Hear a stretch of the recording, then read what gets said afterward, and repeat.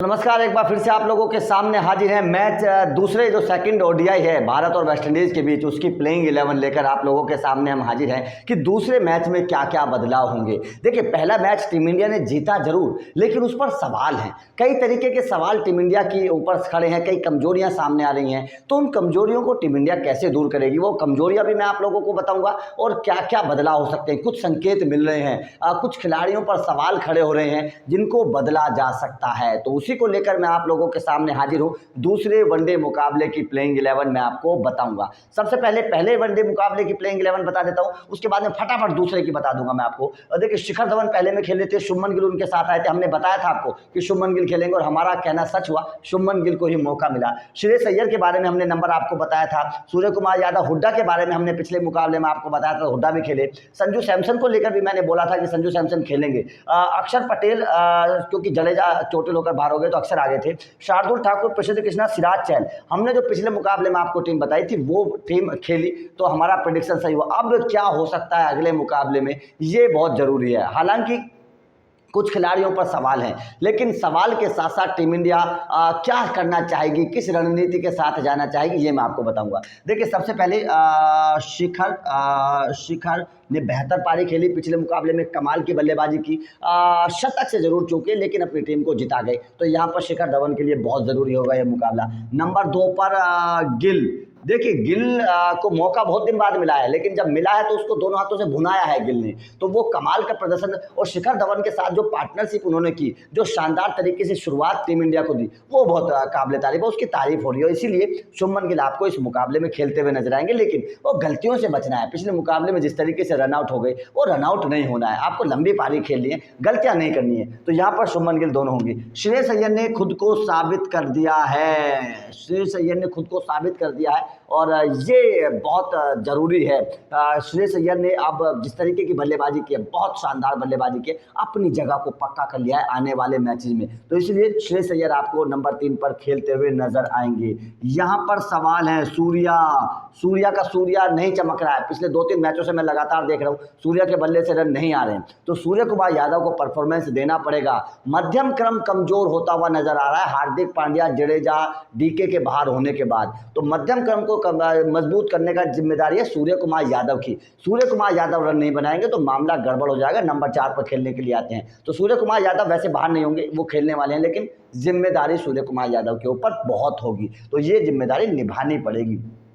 उसके बाद में नंबर 5 पर हुड्डा को मौका दिया गया है। हार्दिक पांड्या के रिप्लेसमेंट के तौर पर हुड्डा को मौका दिया गया है। देखिए, मेरे हिसाब से हुड्डा के अंदर टैलेंट बहुत है, गजब का टैलेंट है, लेकिन सबसे बड़ी परेशानी ये है कि वो निचले क्रम पर आ रहे हैं। खिलाड़ी की माइंडसेट क्या होता है, खिलाड़ी किस नंबर पर खेलना चाहता है, किस नंबर पर कामयाब हो सकता है, ये चीज़ें भी देखनी चाहिए। लेकिन क्योंकि ऊपरी क्रम पर सारे बल्लेबाज हैं, इसलिए हुड्डा को ऊपर मौका नहीं मिलेगा। लेकिन मेरे हिसाब से हुड्डा को समझना चाहिए कि आप किस पोजीशन पर हैं, आपका रोल क्या है, ये चीज़ समझते हुए हुड्डा को काम करना चाहिए। पिछले मुकाबले में बल्ले से कुछ ज़्यादा कमाल नहीं कर पाए, इस मुकाबले में उम्मीद करेंगे कि हुड्डा के बल्ले से कुछ बेहतर रन निकलेंगे टीम इंडिया के लिए, ताकि टीम इंडिया को जीत मिले। तो हुड्डा के कंधों पर जिम्मेदारी रहेगी और हुड्डा आज के मुकाबले में खेलने वाले हैं, पक्का ये बात भी है।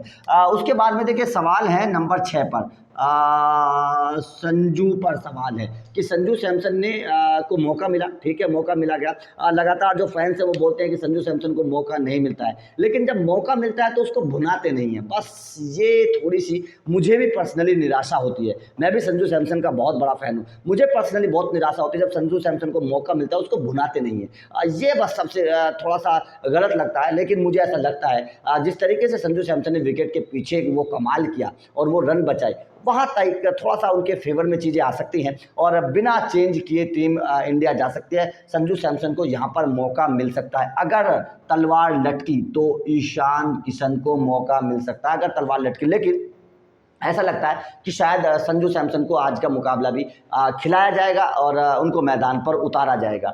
संजू सैमसन के बाद नंबर 7 पर आते हैं अक्षर। देखिए, अक्षर से भी वो उम्मीद थी, वो अक्षर भी पूरी नहीं कर पाए जो जडेजा काम करते हैं, जडेजा वाला फिनिशर स्टाइल अक्षर पटेल ने भी टीम इंडिया को नहीं दिया। देखिए, सूर्या, हुड्डा, संजू, अक्षर, इन 4 जो निचले क्रम के बल्लेबाज, जो मध्यम क्रम भी कहा जा सकता है, निचला क्रम भी कहा जा सकता है, इन चारों के ऊपर बड़ी जिम्मेदारी होती है कि जो ऊपर से हुआ है, जो ऊपर से नींव बन के आई है, वो बिल्डिंग तैयार करने का काम इनका है, इन चारों का। और अगर ये उस मजबूत नींव पर बिल्डिंग तैयार नहीं कर पाते हैं तो कहीं ना कहीं इनका फेलियर माना जाएगा। इसीलिए मेरा मानना है कि इन चारों खिलाड़ियों के ऊपर बड़ी जिम्मेदारी है, बड़ा स्कोर बनाने की, टीम इंडिया को जिताने की, और इन चारों को वो जिम्मेदारी निभानी पड़ेगी। अगर नहीं निभा पाएंगे तो सवाल खड़े होंगे, टीम से बाहर भी हो सकते हैं। तो इसलिए इन चारों को समझना पड़ेगा अपना अपना रोल, कि आपका रोल क्या है। उसके बाद में शार्दुल ठाकुर, ये भी उसी लिस्ट में आते हैं। शार्दुल ठाकुर को भी एक ऑलराउंडर के तौर पर ही खिलाया जा रहा है। शार्दुल ठाकुर भी कोई बड़ा कारनामा बल्ले से नहीं कर पाए, तो इसीलिए ये चीज़ें समझनी होगी कि गेंद के साथ साथ आपको बल्ले से भी कमाल करना है। गेंद से शार्दुल ने पिछले मुकाबले में 2 विकेट जरूर लिए, लेकिन बल्ले से भी कमाल करना है, और वो काम आपको करते रहना है अगर आपको अपनी टीम में जगह बरकरार रखनी है। क्योंकि नंबर में बहुत सारे खिलाड़ी लगे हुए हैं, तो यहाँ जब दीपक चाहर जाएंगे तो शार्दुल ठाकुर का बाहर होने का नंबर आ जाएगा। तो अगर शार्दुल ठाकुर को टीम में रहना है तो बेहतर प्रदर्शन लगातार करता रहना पड़ेगा, गेंद से भी और बल्ले से भी। उसके बाद में प्रसिद्ध कृष्णा, देखिए प्रसिद्ध कृष्णा की गेंदबाजी से मैं बड़ा खुश हूँ। इस गेंदबाज ने अपना टैलेंट दिखाया है, लेकिन अभी शुरुआत है, करियर की शुरुआत, अभी सीखना बाकी है इस खिलाड़ी को। जैसे जैसे सीखते चले जाएंगे बेहतर होते चले जाएंगे, लेकिन आज का मुकाबला प्रसिद्ध कृष्णा भी आपको खेलते हुए नजर आ सकते हैं। 10वें खिलाड़ी, टीम इंडिया के हीरो पिछले मुकाबले के मोहम्मद सिराज, आखिरी ओवर में जिस तरीके से रन बचाए वो कमाल थे। 15 रन जिस तरीके से बचाए, लेकिन संजू सैमसन की भी तारीफ करनी पड़ेगी, सिराज की भी तारीफ करनी पड़ेगी।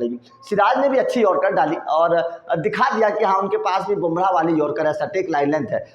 तो इसी तरीके, क्योंकि इस टीम के सबसे सीनियर गेंदबाज भी हैं, तो उस सीनियरिटी का लिहाज भी रखना है मोहम्मद सिराज को। तो मेरे हिसाब से मोहम्मद सिराज के ऊपर आज भी बड़ी जिम्मेदारी होगी कि वो बेहतर गेंदबाजी करें, दूसरे गेंदबाजों को अपने साथ लेकर चलें, उनको बताएं किस तरीके से काम होना है और टीम इंडिया को मैच जिताएं। ये जिम्मेदारी मोहम्मद सिराज पर भी आज जरूर होगी। और 11वें नंबर के खिलाड़ी अपने चतुर चहल तो आज होने वाले हैं, तो चतुर चहल के ऊपर तो कोई डाउट ही नहीं है, वो तो एक अहम खिलाड़ी टीम इंडिया के हमेशा रहते हैं। तो ये एक प्लेइंग 11 मेरे हिसाब से हो सकती है। मुझे ऐसा लगता है कि अनचेंज्ड प्लेइंग 11 आज होने वाली है, कोई बड़ा बदलाव नहीं होगा। अगर एक बदलाव की उम्मीद मुझे नजर आ रही है, अगर एक कोई छोटा सा बदलाव हुआ तो वो संजू सैमसन की जगह ईशान किशन आ सकते हैं।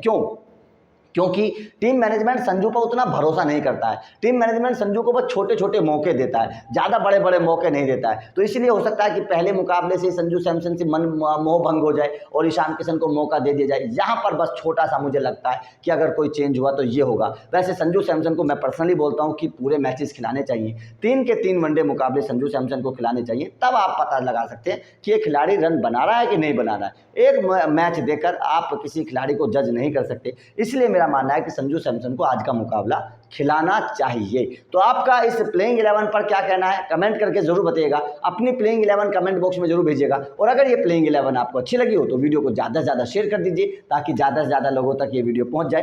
Thank you very much.